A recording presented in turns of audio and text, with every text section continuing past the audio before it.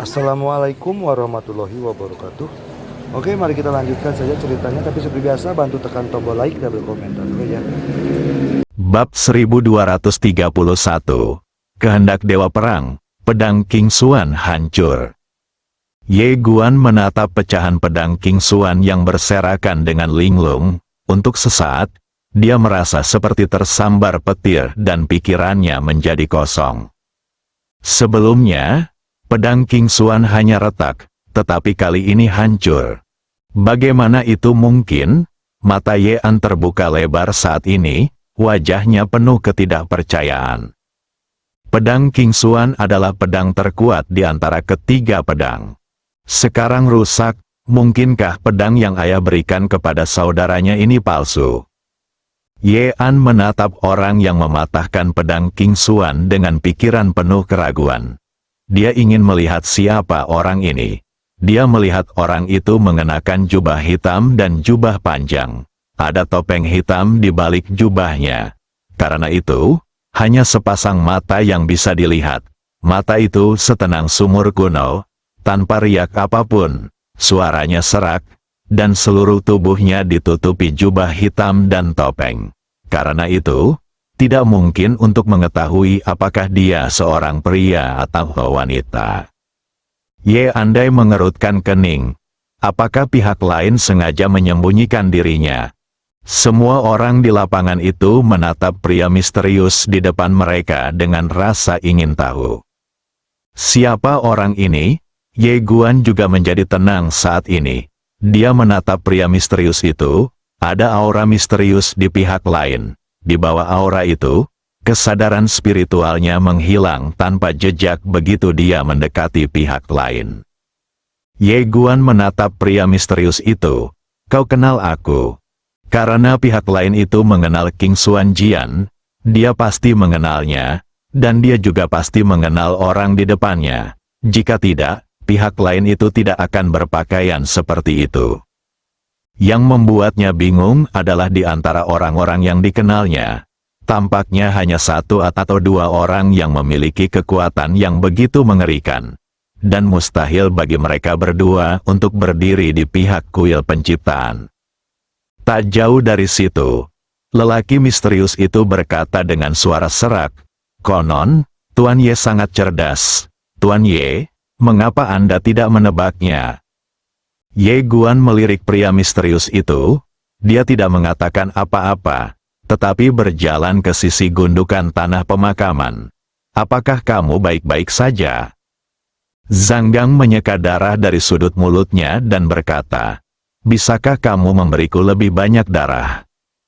Wajah Ye Guan langsung menjadi gelap. Gadis ini masih memikirkan darahnya. "Apa pendapatmu tentang dirimu, ember darah?" Zhang Gang berkata dengan serius. "Aku merasa kekuatanku belum pulih. Jika kamu memberiku lebih banyak darah, aku bisa menjadi lebih kuat." Ye Guan juga berkata dengan serius. "Jika aku memberimu lebih banyak, aku akan mati karena kehilangan banyak darah."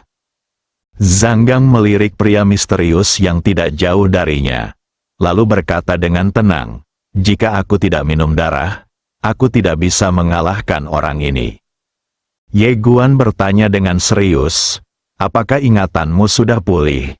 Zhang Gang berpikir sejenak, lalu berkata, "Aku teringat sesuatu." Ye Guan bertanya dengan tergesa-gesa, "Apa yang kamu ingat?" Zhang Gang berkata, "Darah ayahmu tampaknya terasa lebih enak." Ye Guan tertegun sejenak, lalu dia sangat gembira dan bertanya dengan cepat, "Apakah kamu kenal ayahku?" Bibi Sukun berkata bahwa ayahnya berutang budi kepada seseorang dan memintanya untuk membayarnya. Gadis di depannya mengenal ayahnya. Jadi jelaslah bahwa gadis ini adalah kunci untuk tugas ini. Asalkan gadis ini bisa memulihkan ingatannya, maka misiku akan selesai. Namun, Zhang Gang menggelengkan kepalanya dan berkata, "Aku hanya ingat darah ayahmu rasanya enak, dan aku tidak ingat apapun lagi. Bagaimana kalau kau panggil ayahmu dan biarkan aku minum darahnya?" Ye Guan, Menatap gundukan tanah pemakaman di depannya yang tampak ingin meminum darah, Ye Guan merasa kedinginan.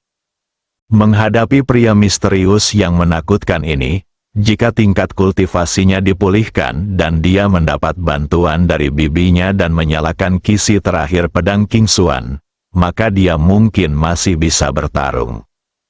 Tapi sekarang, bagaimana cara bermain? Pada saat ini, pria misterius itu tiba-tiba melangkah maju.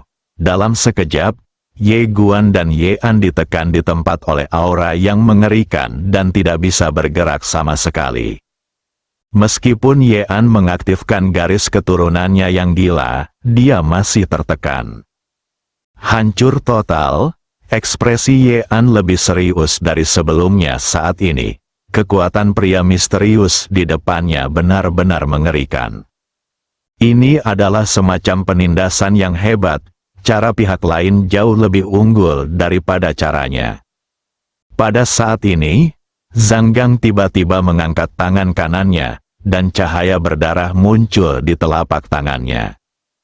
Teknik mengangkat kepala. Di ujung penglihatan, orang misterius itu tiba-tiba diselimuti cahaya darah. Cahaya darah samar muncul di tenggorokannya, tetapi saat berikutnya, dia hanya melambaikan tangan kanannya dengan ringan, dan cahaya darah di sekujur tubuhnya langsung menghilang. Pada saat itu, gundukan tanah pemakaman itu tiba-tiba berubah menjadi kolom darah dan menyerbu langsung ke arah pria misterius itu. Pria misterius itu menunjuk, wah, cahaya darah itu pecah. Dan gundukan kuburan itu langsung tertiup kembali ke tempat asalnya. Melihat kejadian ini, wajah Ye Guan tiba-tiba menjadi gelap. Dia menatap pria misterius itu. Siapakah orang ini? Setelah pria misterius itu menerbangkan gundukan tanah pemakaman, dia tidak menyerang lagi. Sebaliknya, dia menoleh ke kanan dan berkata sambil tersenyum, "Sudah cukup melihat."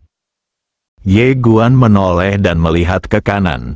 Ratusan kaki jauhnya, waktu dan ruang di sana tiba-tiba menjadi ilusi. Ada hantu di sana, tetapi dia tidak bisa melihat orang lain dengan jelas. Ye Guan tiba-tiba bingung. Siapakah orang ini? Bayangan itu menatap lelaki misterius itu. Kamu lebih cemas dari yang aku kira. Pria misterius itu tertawa dan berkata, kamu lebih pengecut dari yang aku duga. Bayangan itu tidak marah dengan ejekan pria misterius itu, tetapi berkata dengan tenang, beberapa hal tidak dapat terburu-buru. Pria misterius itu terkekeh, terserah kau saja. Saat dia mengatakan ini, dia melihat ke arah Ye Guan yang berada di kejauhan dan berkata, aku sudah mempermainkanmu begitu lama. Beberapa hal memang harus berakhir. Begitu dia selesai berbicara, dia tiba-tiba mengangkat jarinya dan mengarahkannya ke Ye Guan. Pupil mata Ye Guan tiba-tiba mengecil. Belum lagi sekarang, bahkan jika kultivasinya masih ada, dia tidak dapat menahan pria misterius di depannya. Pada saat ini, Ye An tiba-tiba berdiri di depan Ye Guan. Dia menatap pria misterius itu dan berkata, kamu ingin membunuh saudaraku. Apakah kamu sudah bertanya padaku? Oh, pria misterius itu menatap Ye An dan berkata sambil tersenyum, kalau begitu, izinkan aku bertanya sekarang, bolehkah aku membunuh saudaramu? Ye An menatap pria misterius itu, coba saja, pria misterius itu mengangguk, oke. Sambil bicara dia mengulurkan jarinya dan mengetuk lagi. Ledakan, dalam sekejap, seluruh kekosongan ruang dan waktu mulai mendidih. Di antara langit dan bumi, gelombang kekuatan yang mengguncang bumi melonjak menuju Ye An dan Ye Guan. Kekuatan-kekuatan ini jauh melampaui jangkauan leluhur ilahi yang kuat. Ketika Zuo Lou dan yang lainnya melihat pemandangan ini, mereka berdua terkejut sekaligus gembira. Seperti yang diharapkan, kekuatan kuil penciptaan jauh melampaui ekspektasi mereka. Perjudian ini merupakan kemenangan besar. Setelah melihat kekuatan mengerikan dari pria misterius ini, Helian Yu dan yang lainnya dari keluarga Helian semuanya tampak pucat. Putus asa, bagi orang kuat setingkat ini, sekalipun leluhur mereka dibangkitkan dengan kesehatan penuh, mereka tetap tidak ada tandingannya. Harus dikatakan bahwa kekuatan kuil penciptaan jauh melampaui ekspektasi mereka. Tidak, itu benar-benar melampaui imajinasi mereka. Helian Yu menatap lelaki misterius itu dan berkata lembut, "Manusia yang mengusulkan, Tuhan yang menentukan, keluarga Helianku bersedia menerima kekalahan."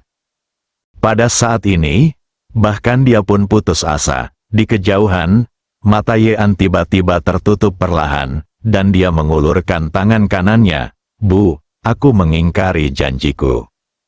Ledakan, saat suara itu jatuh, sebuah keinginan tiba-tiba muncul dari telapak tangannya.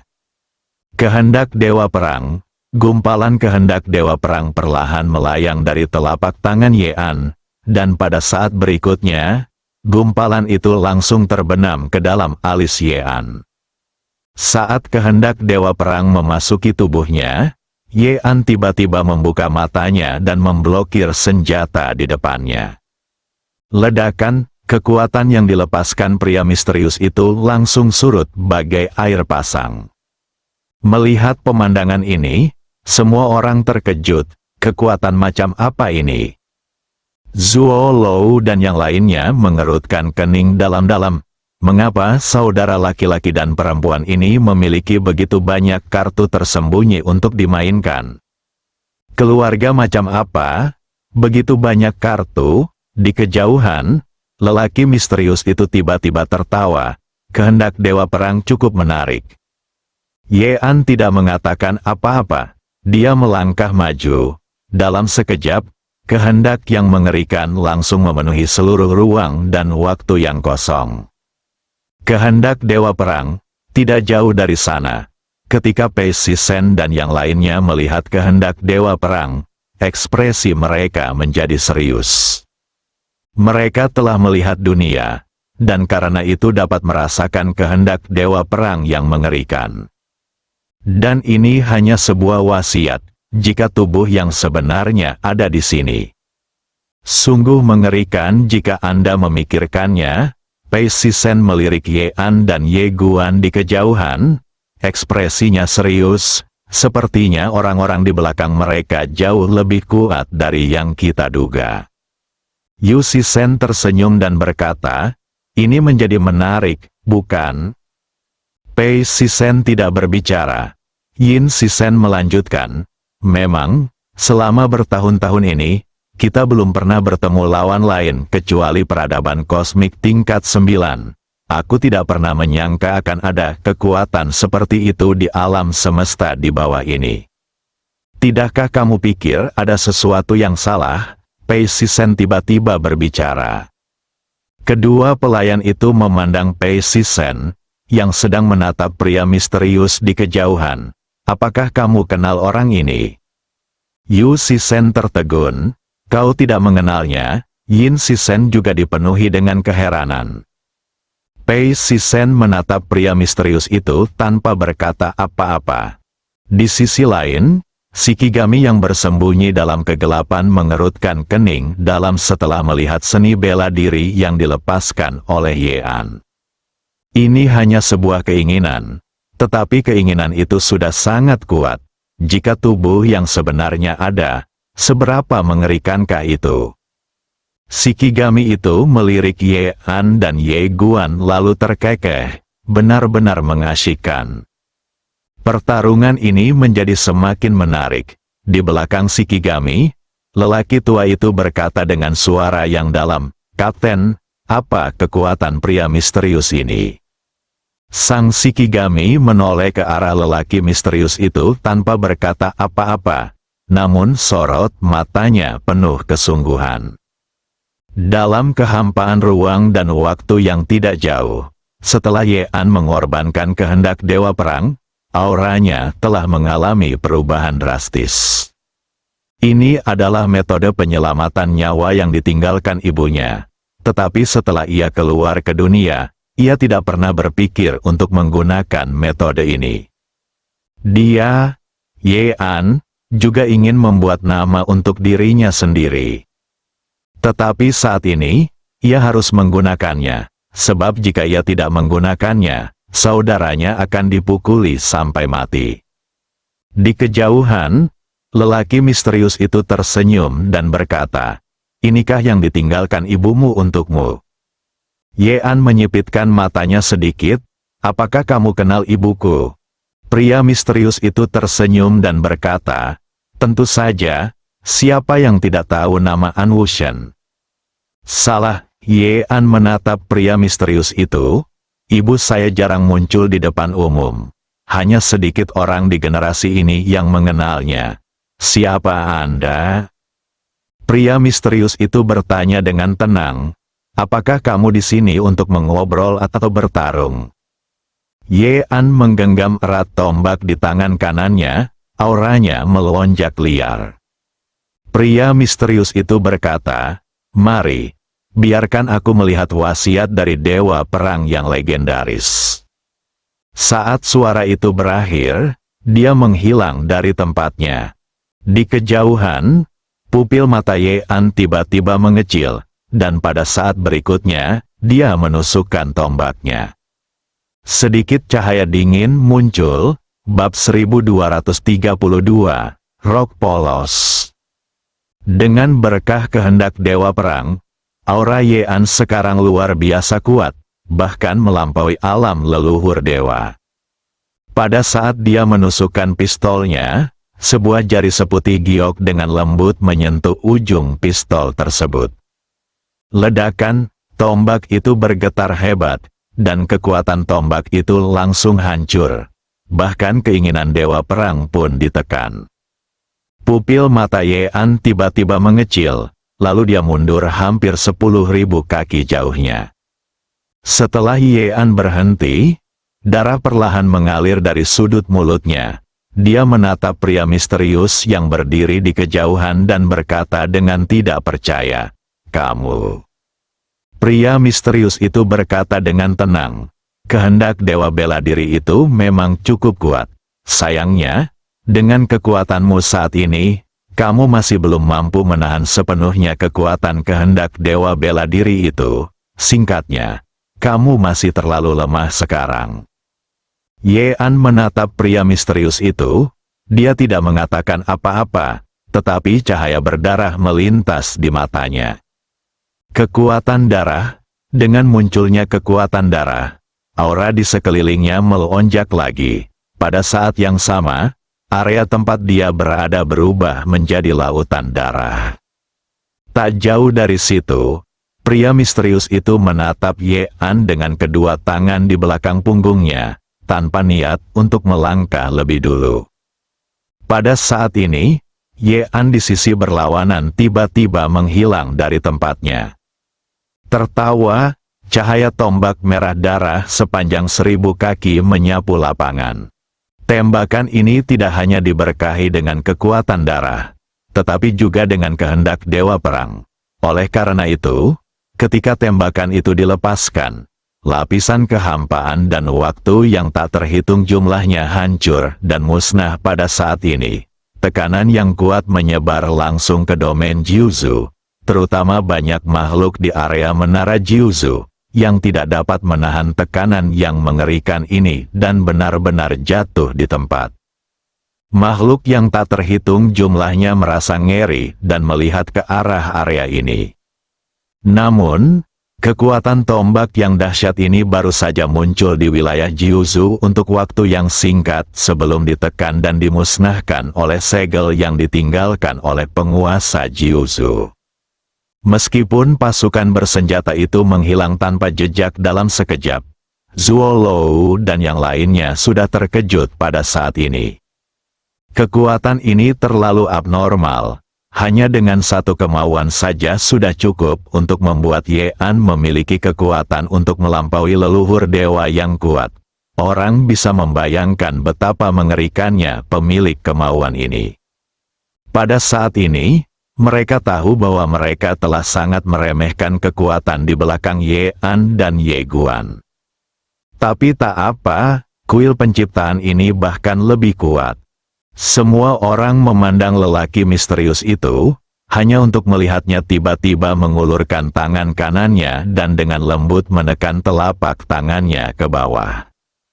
Ledakan, tombak Ye An tiba-tiba berhenti ketika berada setengah kaki darinya dan tidak dapat bergerak maju 1 inci pun.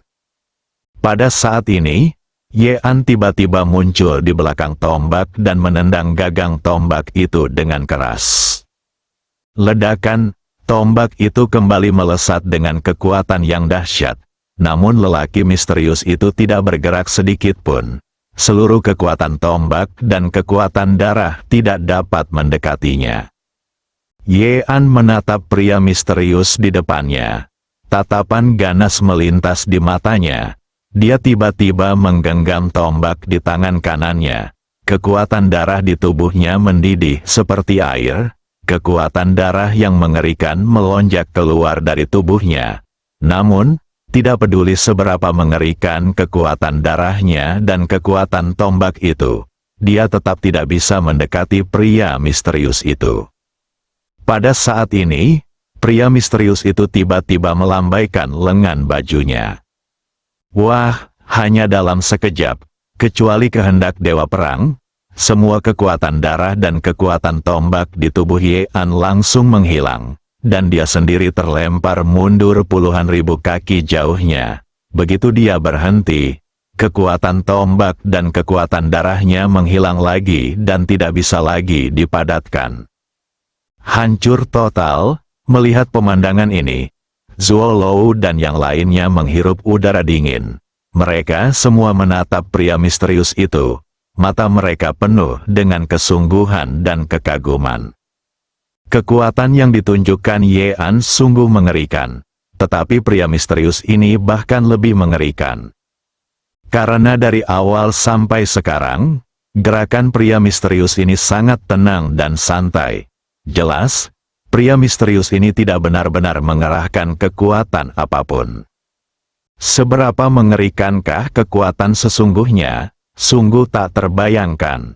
Karena kekuatan yang ditunjukkan oleh pria misterius itu sekarang telah jauh melampaui kognisi mereka. Anda tahu, batas atas kognisi mereka adalah alam leluhur ilahi. Tetapi kekuatan pria misterius di depan mereka sama sekali tidak sebanding dengan orang-orang kuat di alam klan ilahi. Bukan hanya Zuo Lou dan yang lainnya, bahkan Pei Sisen dan 3 dewa pelayan lainnya sangat terkejut saat ini.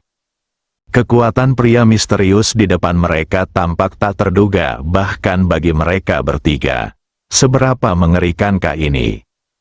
Ye Guan yang berada di luar juga terkejut saat ini.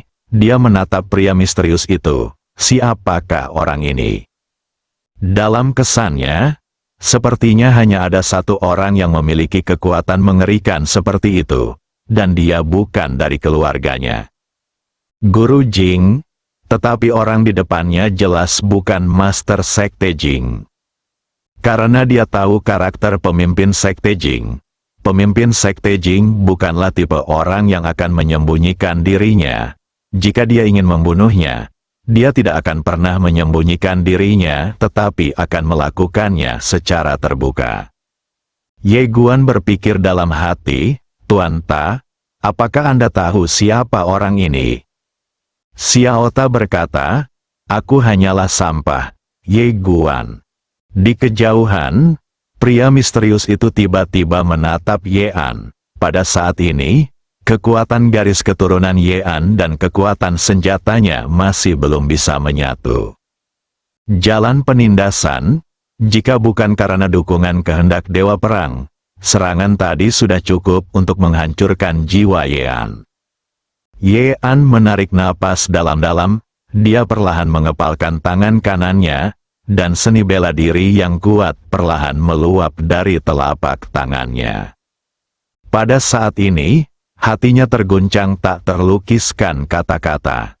Sebab ia merasa, kalau bukan karena adanya kemauan bela diri tersebut, ia tidak akan mempunyai pikiran untuk melawan saat berhadapan dengan laki-laki misterius di hadapannya.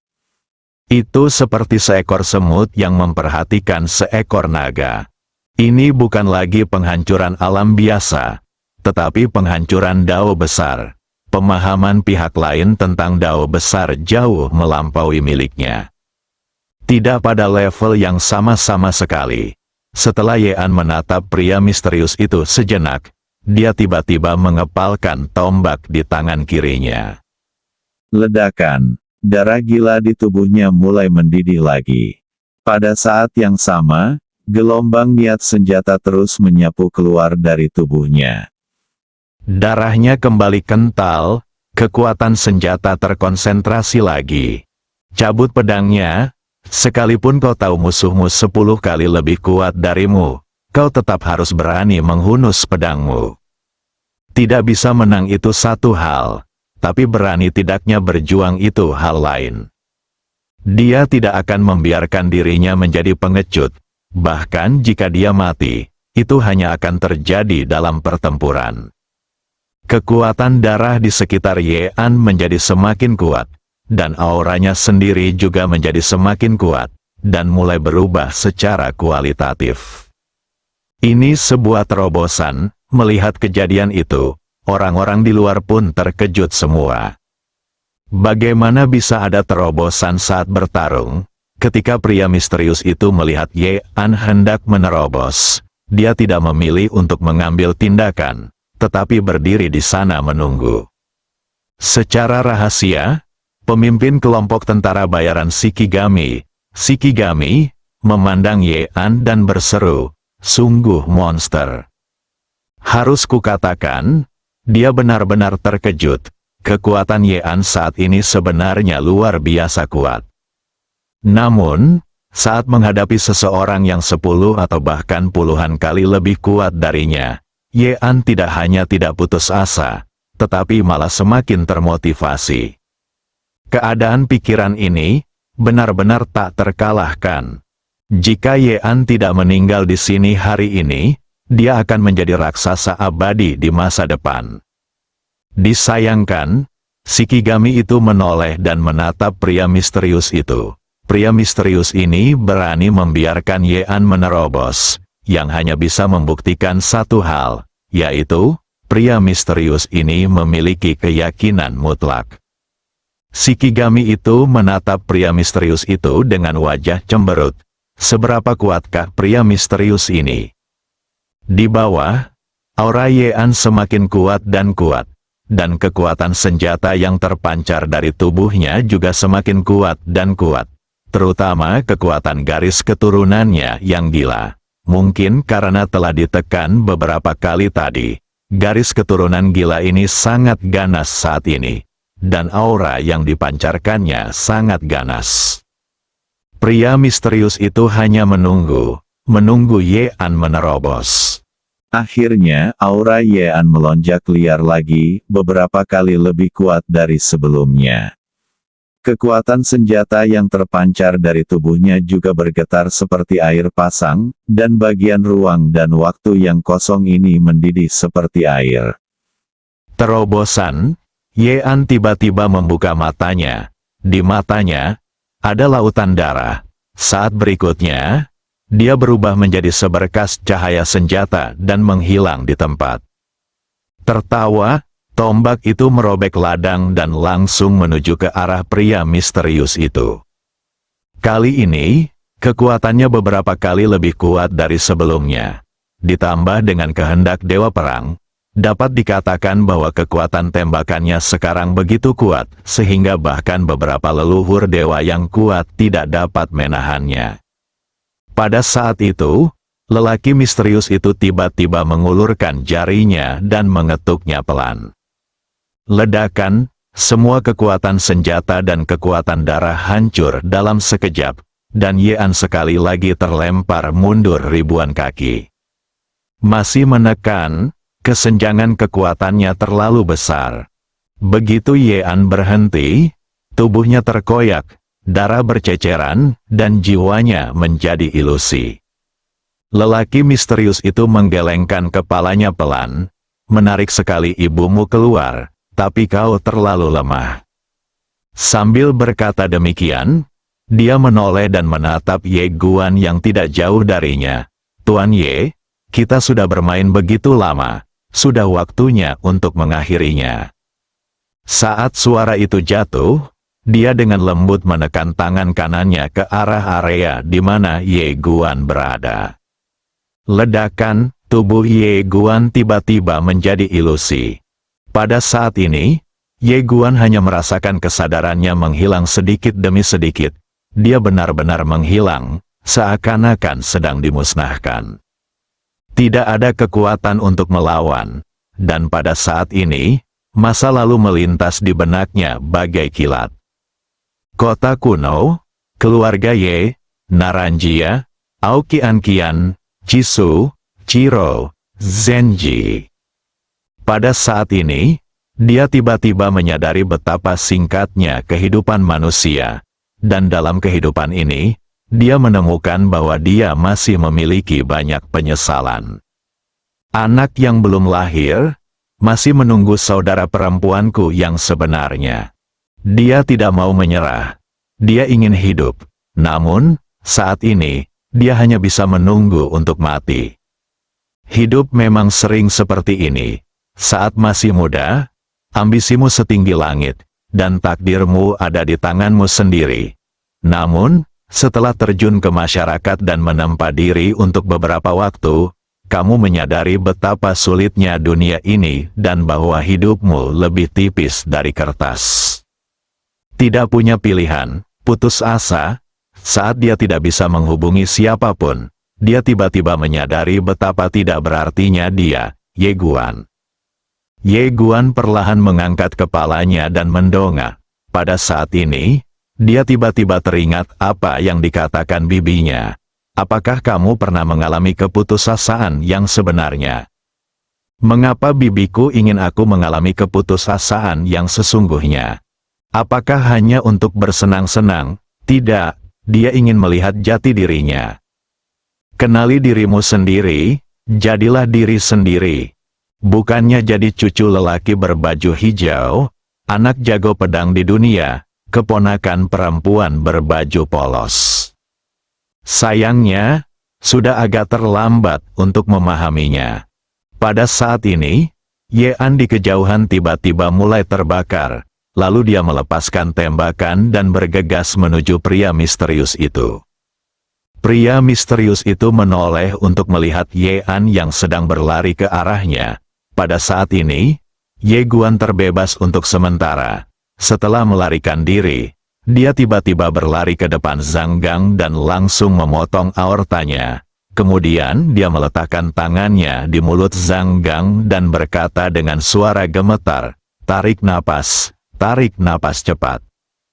Dia tidak ingin mati, dia juga ingin melihat anak-anaknya.